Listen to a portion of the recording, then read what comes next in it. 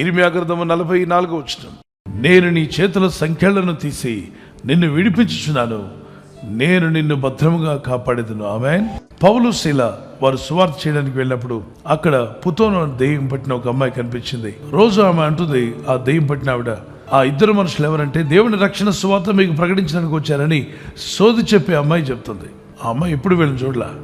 మరి ఎవరు చెప్తున్నారు? నిజమే చెప్తుంది, అబద్ధం అట్లా. రోజు అలా చెప్తుందట. పౌలు గారు అటు వెళ్ళినా చెప్తుంది, ఇటు నుండి వస్తున్నా చెప్తుంది. ఎలా చెప్పగలిగింది? దెయ్యాలకు మన అడ్రస్లు తెలుసు, మరి ఏ పని మీద బయలుదేరాం కూడా తెలుసు. ఆ దురాత్మను అపోజిట్ పౌలు నాడు, ఓ దెయ్యపాత్మ, ఈ అమ్మాయిని విడిచిపో అని చెప్పన్నాడు. మనమైతే ఏం చెప్పి ఉండేవాళ్ళం? చూసారా మనుషులారా, ఆ అమ్మాయి ఎప్పుడు మమ్మల్ని చూడలేదు, మా గురించి ఎంత బాగా సాక్ష్యం చెప్తుంది అని చెప్పి మనం పొగిడేవాళ్ళమేమో.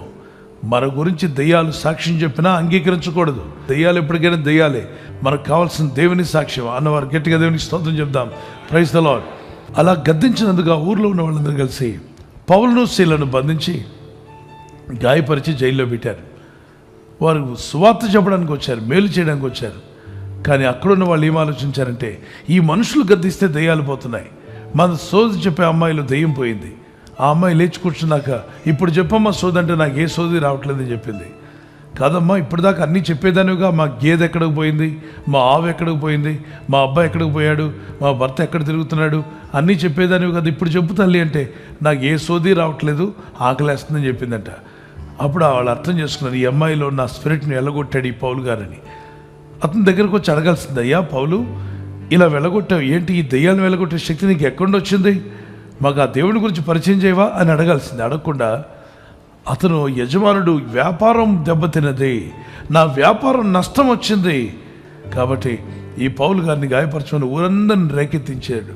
ఊరిలో ఉన్న అమాయకులు కూడా ఏది నిజాలు తెలుసుకోకుండా ఒక అతను వ్యాపారస్తులు కేకలేశాడని అతనితో పాటు అందరూ పరిగెత్తుకుంటూ వచ్చారు. పొలోమని వచ్చి అందరూ కలిసి వీరి మీద పడి గొడవ పెట్టారు. వారు జైల్లో పెట్టబడినప్పుడు వారు దేవుని స్తుతించారట. ఎందుకు దేవా, నీ సువార్తకు వెళ్తే గాయాలు, నీవు సువార్తకు వెళ్తే అవమానాలు ఎందుకు మాకు ఈ హింస? మా కాళ్ళను ఆ చెక్కల మధ్యలో పెట్టి బంధించారు కదా, ఎందుకు మాకు ఈ శ్రమ ఎదురైందని అనలేదు.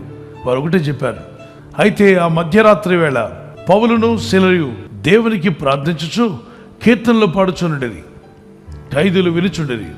అప్పుడు అకస్మాత్తుగా మహాభూకంపం కలిగిన, చెరసాలలో పునాదులు అదిరినవి. చెరసాల పునాదులు అదిరిపోయాయి.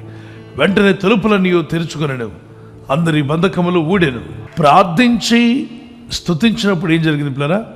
భూకంపం వచ్చింది, అంటే భూమి కంపించింది. రెండవది, చెరసాల పునాదులు అదిరినవు, పునాదులు కూడా అదిరిపోయాయి. మూడవది, తలుపులన్నీ తెరుచుకున్నాయి. నాలుగవది, అందరి బంధకాలు తెగిపోయాయి. దేవునికి స్తోత్రం కలుగునుగాక.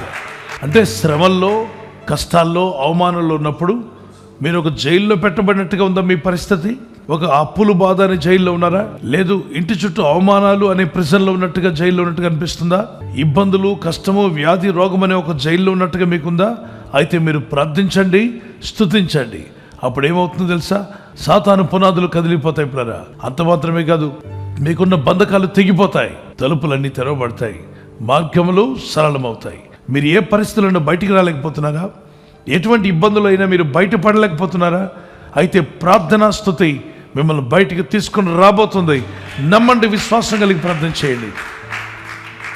ప్రార్థన చేసుకుందాం. మన చేతుల ప్రభు అయితే, ప్రభా, ఏ స్థితిలో ఉన్నా, ఏ పరిస్థితిలో ఉన్నా మమ్మల్ని బయటికి తీసుకొని రాగల శక్తిమంతుడు నాయన. పౌలు శీల జైల్లో ఉన్నప్పుడు వారి బంధకాలు తెగిపోయాయి, వారిని పెట్టిన గదులు ద్వారాలు తెరవబడ్డాయి, భూకంపం కలిగింది. దీనికి గల కారణం, కష్టంలో కూడా వారు స్తుతించారు, ప్రార్థించారు. బాధల్లో కూడా వారు ప్రార్థించారు, స్తుతించారు. కానీ వారు నీ మీద సనగలేదు తండ్రి. ఆ murmuring spirit get out of our people in Jesus name. ఏ విషయం గురించి కూడా మర్మరింగ్ చేయకుండా, సనగకుండా ప్రభువుని స్తుతించే జీవితాలు వారికి దయచేయండి. ఈ రాత్రి నెమ్మదితో పండుకొని సురక్షితంగా కాపాడబడినట్లుగా నీ అగ్ని కంచి వేసి మమ్మల్ని కాపాడండి.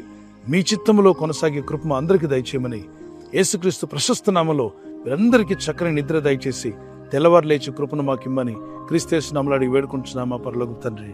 ఆమేన్, ఆమేన్. ఈ వాగ్దానం విని ఊరుకోవద్దు. వాగ్దానం విన్నాక ఆమేన్ చెప్పి ఇతరులందరికీ షేర్ చేయండి, లైక్ చేయండి. అలాగే సబ్స్క్రైబ్ చేయని వారు అందరూ సబ్స్క్రైబ్ చేయండి. ఈ దేవుని మాటలు అనేకులకు చేరవేయండి. Good night. God bless you.